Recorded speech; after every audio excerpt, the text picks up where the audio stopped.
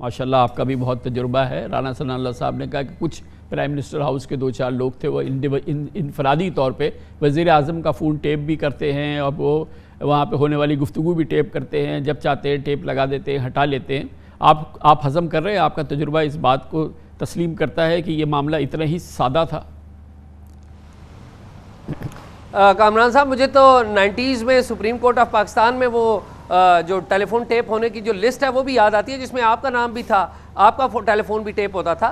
इमरान खान साहब का जो सियासी बयानिया है उस पर बहुत सारे इख्तलाफात हैं, लेकिन इमरान खान साहब जो सवाल उठा रहे हैं वो बिल्कुल ठीक है।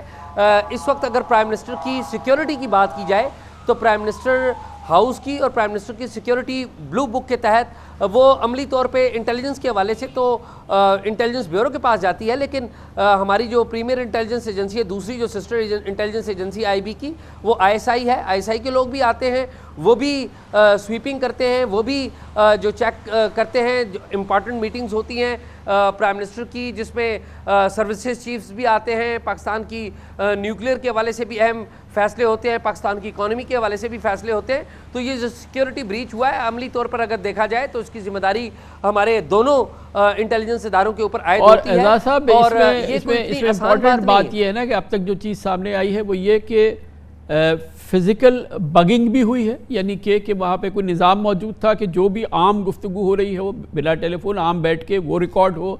वज़ीर आज़म अपने मोबाइल पे बात कर रहे हैं, उनका स्टाफ कोई कर रहा है तो वो रिकॉर्ड हो रहा है। फिर ये बात भी सामने आई है कि जो ग्रीन लाइन कहा जाता है, जिसको कि सिक्योर्ड लाइन्स होती हैं, वो भी, उस पर भी गुफ्तगू हुई है, वो भी रिकॉर्ड हुई है। तो ये एक बहुत वसी निज़ाम है जिसने शहबाज शरीफ को भी और उनकी हुकूमत को भी अपनी गिरफ्त में रखा और इमरान खान की तो रखा। और जाहिर है कि ये सिर्फ यही गुफ्तगू तो नहीं है, इसका मतलब ये कि इसका हम नहीं समझ सकते कि वो कितना ज़कीम रिकॉर्ड जो है वो मौजूद होगा। मेरी पहली बात ये थी कि राना सनाउल्लाह साहब ने कहा कि ये तो कोई मसला ही कोई नहीं है, ये 2-3 लोग थे और वो उन्होंने किया, और ना कोई एजेंसी थी, ना कोई कुछ था, ना कोई बैरूनी एजेंसी है, ना कोई और मामला है। तो ये इस इतने बड़े मामले पर इस अंदाज से इसको कवर अप करना, ये कितना मुनासिब बात है? कामरान साहब, बड़े अफसोस की बात है, राना सनाउल्लाह जिस तरीके से इस सारे मामले का डिफेंस दे रहे हैं वो कोई मुनासिब नहीं है।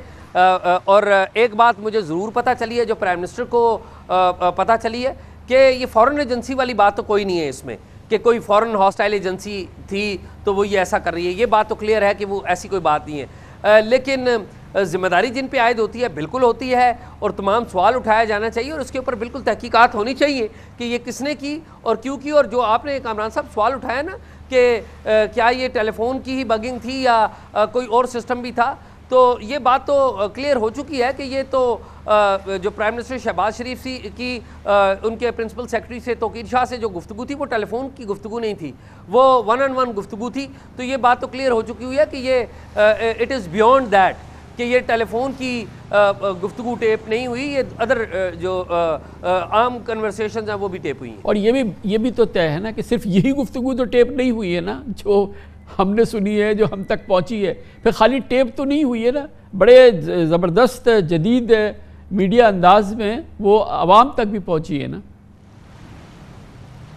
कामरान साहब, वो आवाम तक भी पहुंची है। देखिए ना कामरान साहब, पहले कोई ज़माना था कि किसी नामालूम अखबार को ख़बर दे दी जाया करती थी, वो बाकी जो मेन स्ट्रीम अखबार थे वो अखबार उठा लिया करते थे। रिसेंट पास में भी ये होता रहा और आपको भी याद है 90s में ये काम होता रहा है। अब तो बड़ा आसान काम है कि आप जो इंटरनेट के ऊपर ये फेंक दें, कोई भी बंदा उसके ऊपर अपना अकाउंट बनाए और फेंक दे।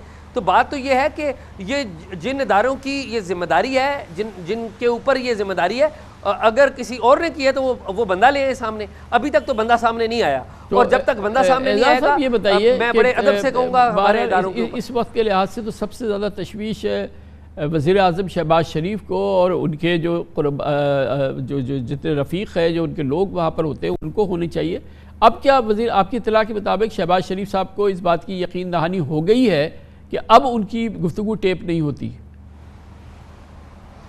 कामरान साहब, आप शायद सुन के हैरान हो, मैं ये बड़ा अहम सवाल था कि मैं मुख्तलिफ लोगों से पूछता रहा कि क्या प्राइम मिनिस्टर ने इस बात को इंश्योर कर दिया है कि उनकी टेपिंग ना हो।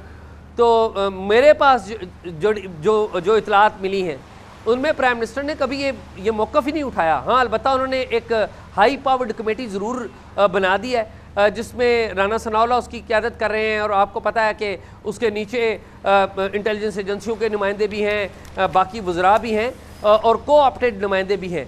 तो हाई पावर्ड कमेटी बना दी है जो कि रिकमेंडेशंस देगी जिस पर अमल दरामद किया जाएगा। देखिए, अभी तक तो होना ये चाहिए था कि हेड्स रोल हो चुके होने चाहिए थे, हेड्स रोल नहीं हुए।